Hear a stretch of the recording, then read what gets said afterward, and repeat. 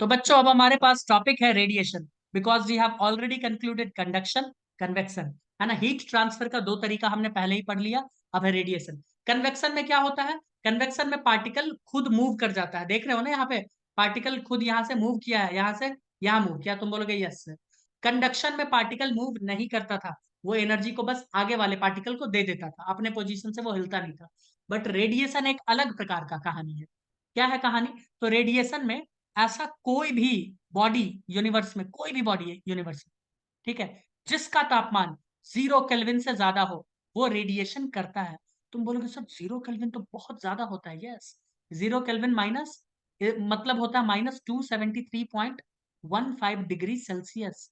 और ऐसा कोई तापमान आज तक यूनिवर्स में रिकॉर्ड ही नहीं किया गया। समझ में आया? ऐसा कोई तापमान आज तक यूनिवर्स में रिकॉर्ड ही नहीं किया गया है। तुम बोलोगे सर स्पेस में कितना तापमान होता है? स्पेस का तापमान होता है -235 डिग्री सेल्सियस।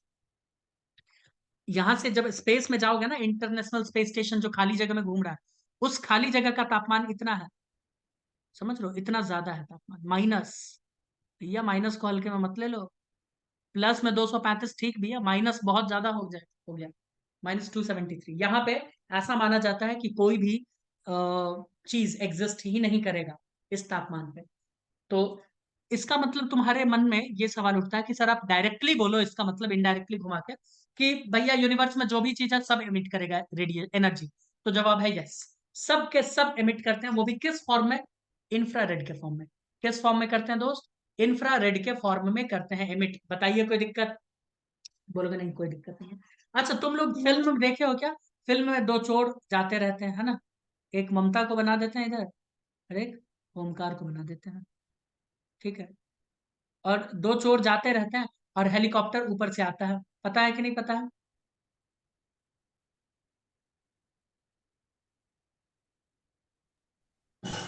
पता है। और वो वही वाला ना सर? और हेलीकॉप्टर में लगा रहता है कैमरा। हेलीकॉप्टर में दोस्त क्या लगा रहता है? कैमरा। थर्मल कैमरा, नाम सुने हो? Thermal camera. और उससे वो पता कर लेता है, अच्छा यहाँ बॉडी है, बॉडी मतलब बॉडी से हीट निकल रहा है। थर्मल कैमरा नाम का कोई चीज देखे हो? ईमानदारी से बताओ, फोटो में, मूवी में, कहीं कंसेप्ट सुने हो? थर्मल कैमरा, वो नहीं, हमारे अभी बॉडी सुना से, है मैंने। ह्यूमन के बॉडी से जो हीट निकलता रहता है ना, उसको वो डिटेक्ट कर लेता है। तुम बोलोगे ये क्या बात हुई, अभी बताते हैं। सुनो, एकदम ध्यान से सुनना है। होता क्या है, सूरज से हमारे पास बहुत सारी किरणें आती है।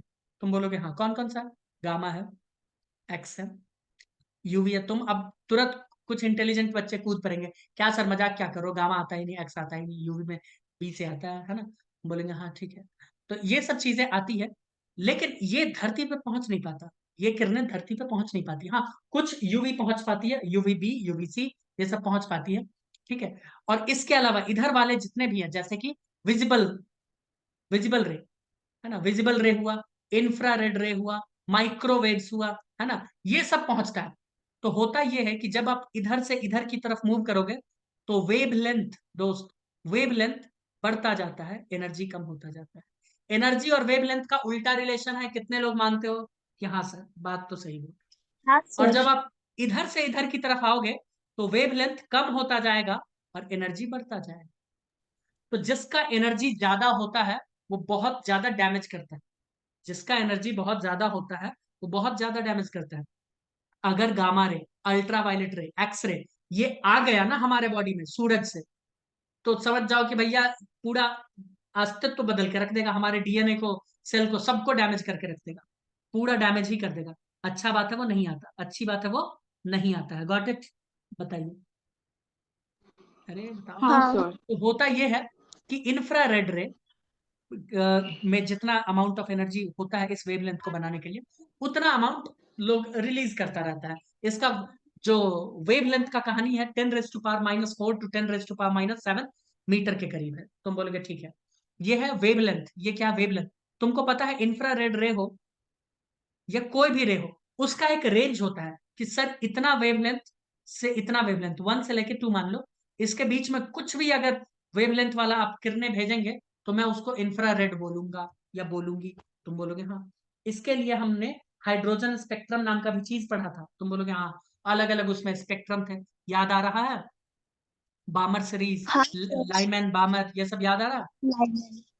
हाँ यस। तो वैसा ही यहाँ पे भी एक स्पेक्ट्रम होता है। स्पेक्ट्रम का मतलब ये होता है कि सीरीज ऑफ वेव। तो मैं बोल रहा हूं कि अगर किसी भी वेव का 10⁻⁻⁴ से 10⁻⁻7 मीटर के रेंज में अगर कोई आ जाता है, अगर कोई आ जाता है, तो वो सब के सब कहलाएंगे इंफ्रारेड रे। क्या कहलाएंगे? इंफ्रारेड रे। ध्यान से सुनिए, तुम्हारे मन में एक सवाल आएगा कि सर आपने बोला है अभी अभी कि जितने भी बॉडी है वो इंफ्रारेड के फॉर्म में एनर्जी को एमिट करते हैं। हम बोलेंगे हाँ एकदम करेक्ट है। अगर किसी के पास मान लीजिए ज्यादा एनर्जी आ गया, किसी के पास एनर्जी ज्यादा आ गया, तो उसका वेवलेंथ तो कम हो जाएगा। हम बोलेंगे हाँ। तो इंफ्रारेड से ज्यादा एनर्जी किसके पास है? Visible range. Visible range. तो तुम बोलोगे इसका मतलब वो विजिबल रेंज एमिट करने लगेगा? तो जवाब है यस। जवाब है यस। लेकिन तुम मुझे बताओ, विजिबल रेंज को तो हम लोग देख सकते हैं ना? अरे देख सकते हो ना, व्हाइट, ब्लू, नीला, पीला, हरा, गुलाबी, विबग्योर, हाँ violet, indigo, blue, green, yellow, orange, red. है। तो ऐसा ऐसा कभी तुमने देखा है कहीं पे कि किसी के शरीर से लाल कलर का रंग निकल रहा है? कभी देखे हो किसी का शरीर से पीला नहीं कलर का रंग निकल? हाँ, दांत देखे होगे येलो कलर का, बाकी चीज देखे हो क्या? तुम बोलोगे नहीं ऐसा तो कुछ नहीं देखा। नहीं क्यों? ऐसा तो कहीं नहीं देखे। क्यों? क्यों नहीं देखे? क्योंकि जितना भी एनर्जी एमिट होता है वो सब के सब इंफ्रारेड। तुम बोलोगे सर एक जगह आप गलत बोल गए। मैं पूछूंगा क्या भैया?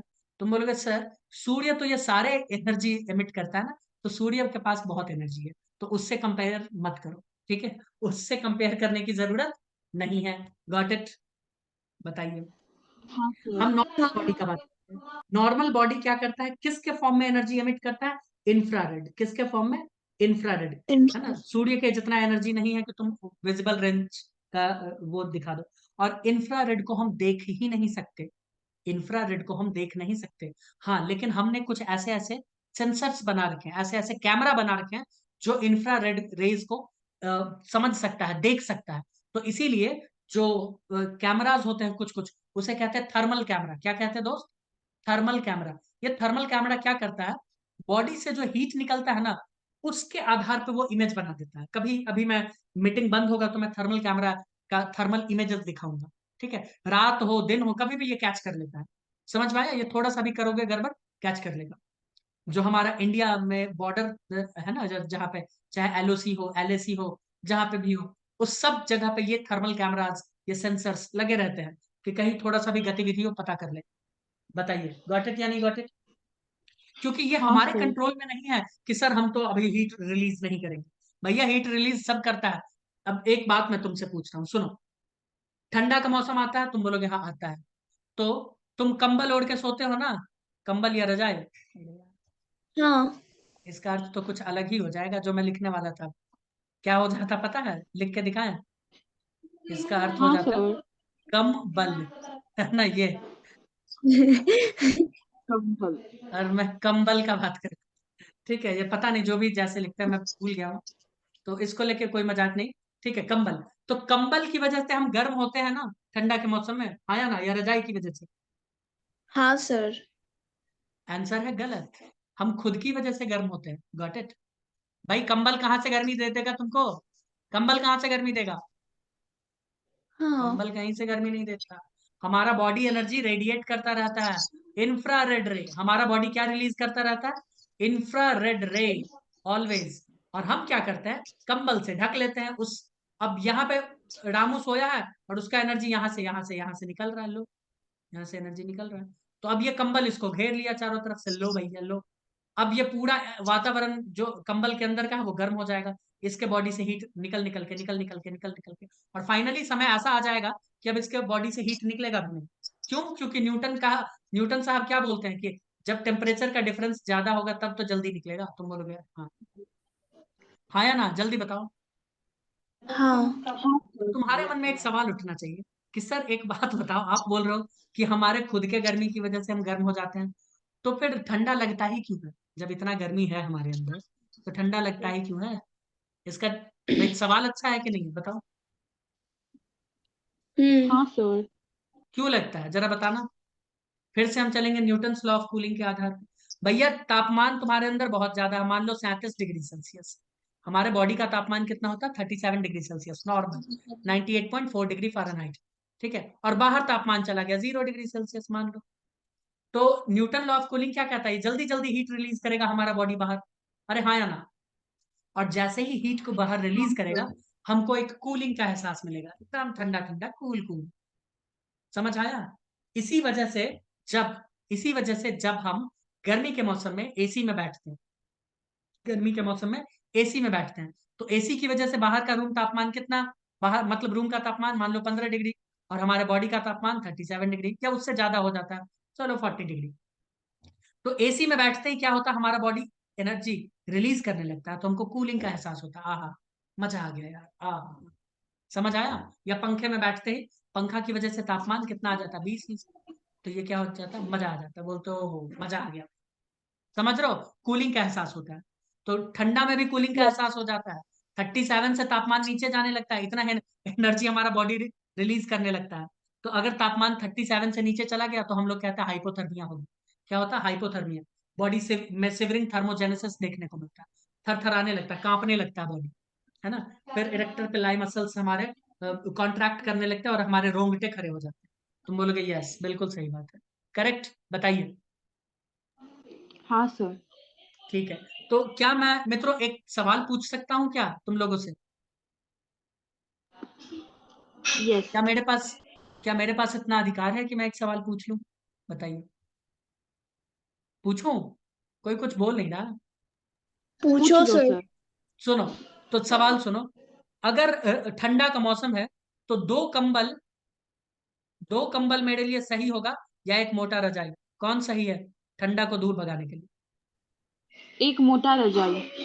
Very good. लॉजिक भी दे दो इसके पीछे।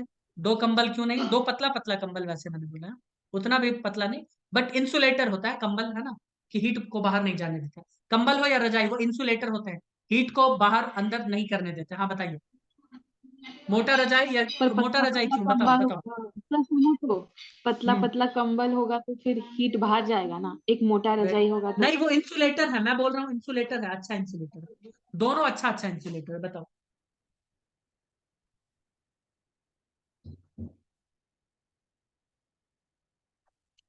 अब मैं लॉजिक देता हूँ कि किसी और को जवाब देना है, दो कंबल या फिर एक मोटा रजाई?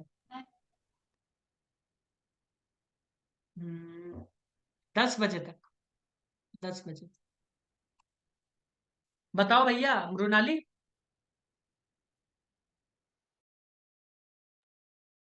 मृणाली नहीं बता पाओगी क्या आज? हाँ सर। हो गया बत्ती सर गुल। दोनों भी तो अच्छे इंसुलेटर हैं। नहीं, मुझे मुझे मैं मार्केट निकल चुका हूँ, मुझे बताओ क्या क्या करें? दो कंबल खरीद लें या फिर क्या करें, जल्दी बताओ, मैं मार्केट की तरफ जा रहा हूँ,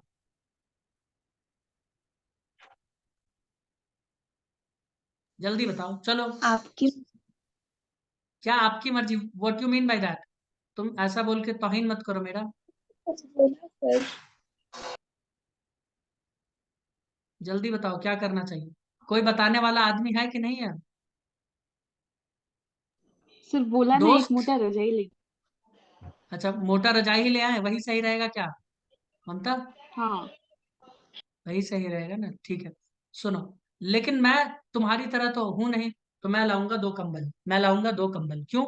सुनो, एक कंबल, एक कंबल, जब हम दो कंबल ओढ़ते हैं ना, तो यहाँ पे एयर कैद हो जाता है, तुम बोलोगे हाँ ये तो बात सही है, यहाँ पे कुछ एयर, तुम चाहो ना चाहो यहाँ पे एयर फंस जाता है, तुम बोलोगे यस। और एक मोटा रजाई है, तुम बोलोगे यस ये मोटा रजाई। तो air is very very very bad insulator, है ना, sorry very very bad conductor, insulator होता है, यानी ये कंबल तो हीट नहीं ही जाने दे रहा था, तुम बोलोगे हाँ। अब अगर मान लो गलती से हीट चला भी गया, तो यहाँ बीच में फंस गया है एयर, और एयर तो और भी बैड कंडक्टर होता है, तो तुम अब एकदम गर्म हो जाओगे। इसीलिए मोटा रजाई से बेस्ट होता है दो कंबल। समझ आया? क्योंकि बीच में कौन फंसता है? एयर। बीच में कौन फंसता है मित्रों? एयर फंसता है। बताइए। हाँ सर। मुझे लगता है ममता को थोड़ा बहुत समझ में आया है, या कोशिश कर रही होगी समझने की, क्या है? हाँ सर, आ गया। कोशिश कर रही हूँ समझने का। समझ रहे हैं। समझो, है ना, समझो कुछ। तो अब से मोटा रजाई नहीं, ओनली 2 कंबल, ठीक है। हाँ। ठीक। अब देखो, तुम्हारे मन में एक सवाल आएगा कि सर रेडिएशन आखिर आप बता रहे हो कि इधर से उधर चला जाता है, सूरज से भी आता है, तो क्या इसको मीडियम का जरूरत नहीं पड़ता? तो जवाब है जी नहीं। ये इसको मीडियम की जरूरत नहीं है, ये इलेक्ट्रोमैग्नेटिक वेव बन के ट्रैवल कर लेता है। ये कैसे ट्रैवल कर लेता है? एक सेकंड। इलेक्ट्रोमैग्नेटिक,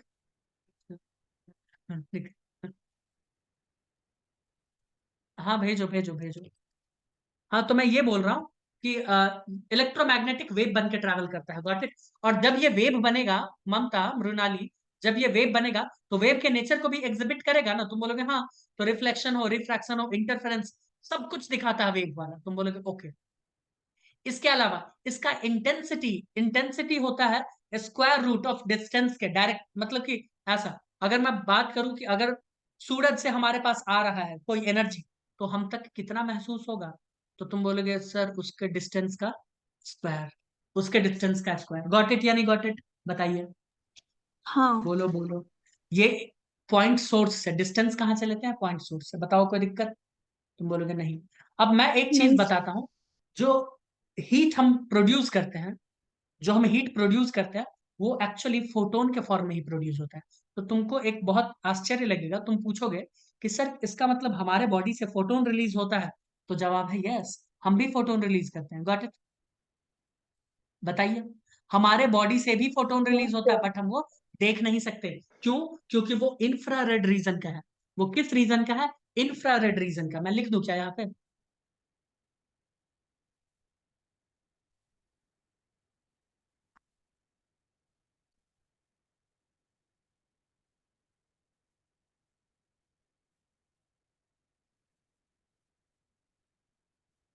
बताओ बताओ, समझ आया दोस्तों?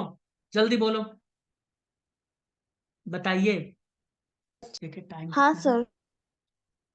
टाइम तो अभी बहुत है, ओके। आओ, अब हम बात करते हैं इसमें कुछ चीजों के बारे में, जिसको प्यार से समझने का कोशिश करना है। मैं बोल रहा हूं ये है एक सरफेस। क्या है ये? एक सरफेस। इस सरफेस सरफेस। के ऊपर आकर गिरा है कोई हीट, कोई एनर्जी, या जिसको मैं बोल रहा हूं, अगर मैं इसको इंफ्रारेड रे बोल दूं तो कोई दिक्कत है? तुम बोलोगे नहीं, क्योंकि अभी मान के चल रहे हैं इंफ्रारेड रे ही एनर्जी का सोर्स है। तुम बोलोगे ठीक है, ये इंफ्रारेड, आई आर, मैंने क्या लिखा? इंफ्रारेड रे। अपना आया और इसके ऊपर गिरा, कोई भी एक बॉडी है इसके ऊपर गिरा, इसके ऊपर गिरा, इसे हम लोग कहते हैं इंसिडेंट रे। क्या कहते हैं? या इंसिडेंट एनर्जी कहते हैं। चलो अभी मैं लिखूंगा नहीं, पहले मैं चीजें बता देता हूँ उसके बाद।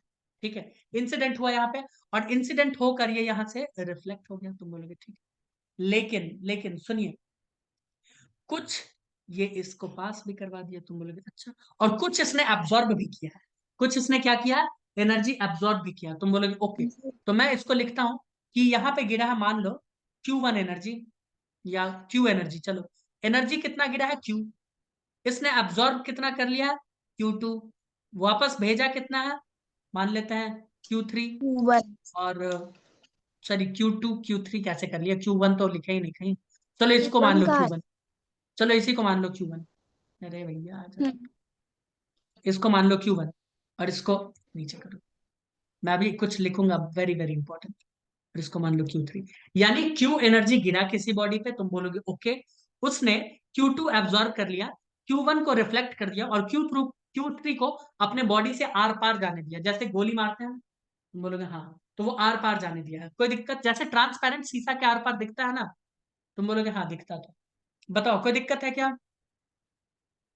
नहीं अरे सर। बताइए कोई नहीं दिक्कत? सर। ये और भी।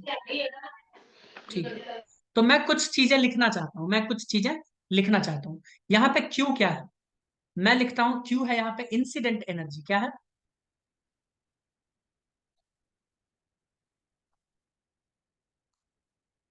क्यू है यहाँ पे इंसिडेंट एनर्जी। Q1 क्या है?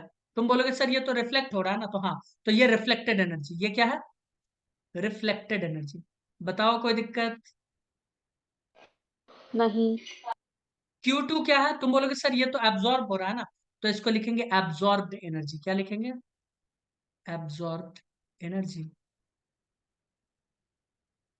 Q3 क्या हो रहा है? तुम बोलोगे सर Q3 तो पास हो रहा है ना, एकदम ट्रांसमिट हो रहा है ना अपने बॉडी से आर आर पार, तो इसे कहते हैं ट्रांसमिटेड एनर्जी। क्या कहते हैं दोस्त?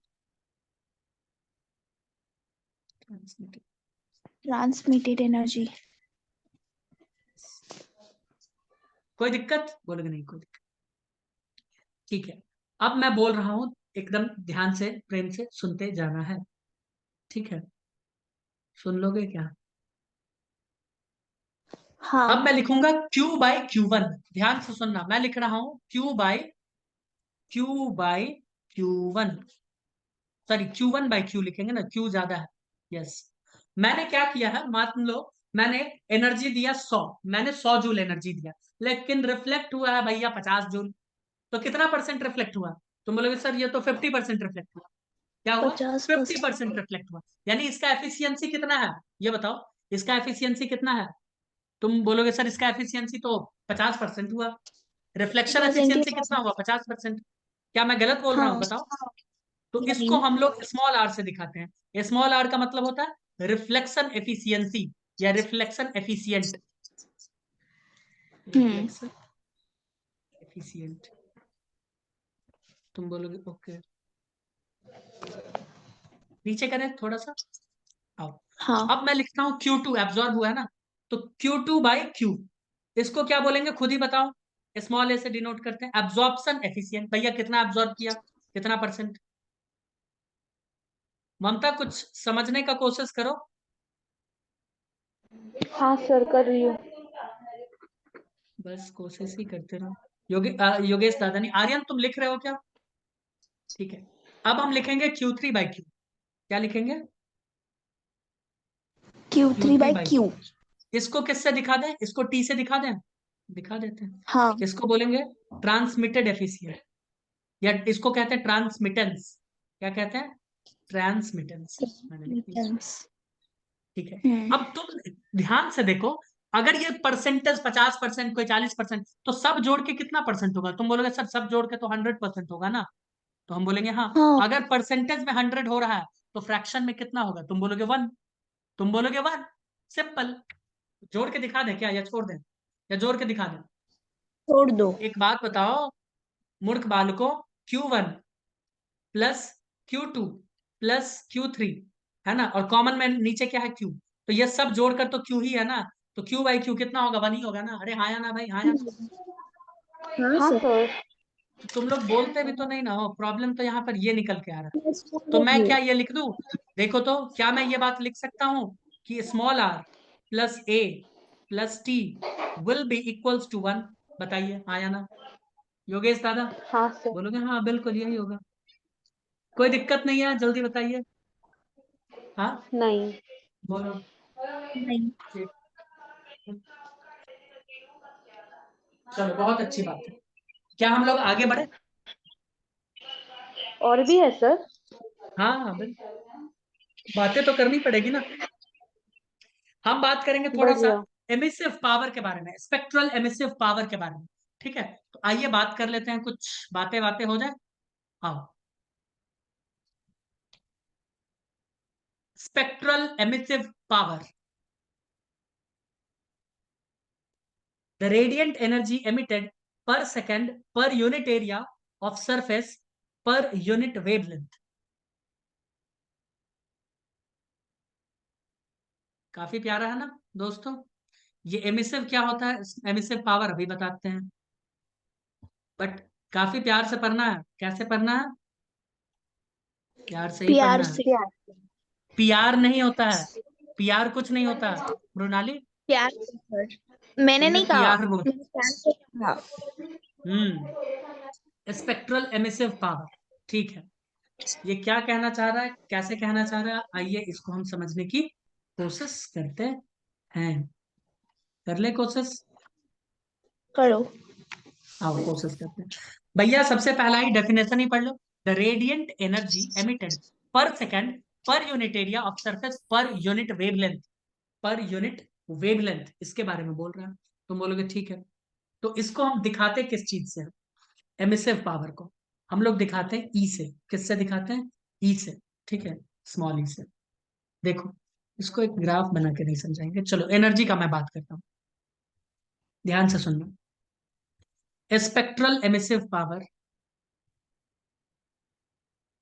स्पेक्ट्रल एमिसिव पावर क्या बोला है भाई? तो तुम बोलोगे सर ये बोल रहा है कि एनर्जी एमिटेड पर यूनिट एरिया, पर सेकेंड, पर यूनिट वेवलेंथ। तुम बोलोगे हाँ ये तो बोल रहा है। तो मैं एक चीज लिख देता हूँ स्पेक्ट्रल एमिसिव पावर का, एनर्जी लिख देते हैं, तुम बोलोगे हाँ लिख दो, डिवाइडेड बाय टाइम कर देते हैं तो पर सेकेंड आ जाएगा, है ना, पर सेकेंड बोला है, तुम बोलोगे हाँ। और क्या कर दे, एरिया कर दे तो पर यूनिट एरिया आ जाएगा, तुम बोलोगे हाँ। वेवलेंथ बोला है तो वेवलेंथ कर देते हैं, तुम बोलोगे हाँ आ जाएगा। यही है स्पेक्ट्रल एमिसिव। देखो ना, पर लगाया है। मैं बोल रहा हूं कि तुमने 100 रुपया खर्च किया है, 100 रुपए तुमने खर्च किया है, तुम बोलोगे हाँ। तो मैं अगर इसको टाइम से डिवाइड कर दूं कि 100 रुपए तुमने कितने देर में खर्च किया है, मान लो 60 सेकंड या 50 सेकंड या 1 मिनट, 10 मिनट, तो क्या रेट हमको नहीं पता चल जाएगा कि पर मिनट में कितना किए, पर सेकंड में कितना किए? पता चलेगा कि नहीं चलेगा? हाँ या ना, जल्दी बोलो बोलो। बिल्कुल चलेगा। पता चलेगा। यस बिल्कुल पता चलेगा। तो यहाँ वही काम करते हैं, सब जगह वही होता है।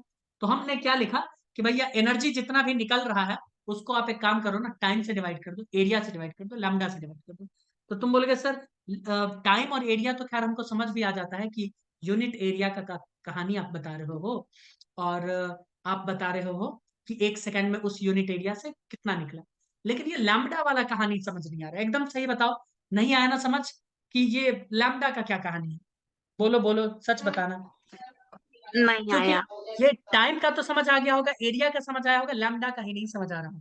कि सर हम तो ये मान गए कि आप बता रहे हो कि अगर मान लो किसी का बॉडी इतना बड़ा है तो उसमें छोटा सा पर यूनिट एरिया है ना, इतना यूनिट एरिया, उसमें भी अगर मान लीजिए 1 घंटा तक निकला तो 1 सेकंड में कितना, उतना एनर्जी का हमको समझ आया। ये लैम्डा का क्या करता है ये सुनाइए। तो सुनो, मुझे एक बात बताओ, इंफ्रारेड रे मैंने बताया है 10⁻⁻⁴ से 10⁻⁷ तक होता है, तुम बोलोगे हाँ यस।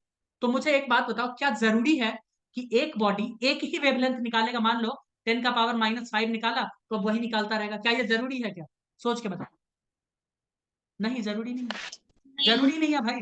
हो सकता है हमारे ही बॉडी से, मैं अपना ही एग्जांपल ले लेता हूँ सौरभ, 10⁻⁴ भी निकल रहा है, 5 भी निकल रहा है, 6 भी निकल रहा है, 7 भी निकल रहा है, और बीच में जितने आ रहे हैं सब निकल रहा होगा।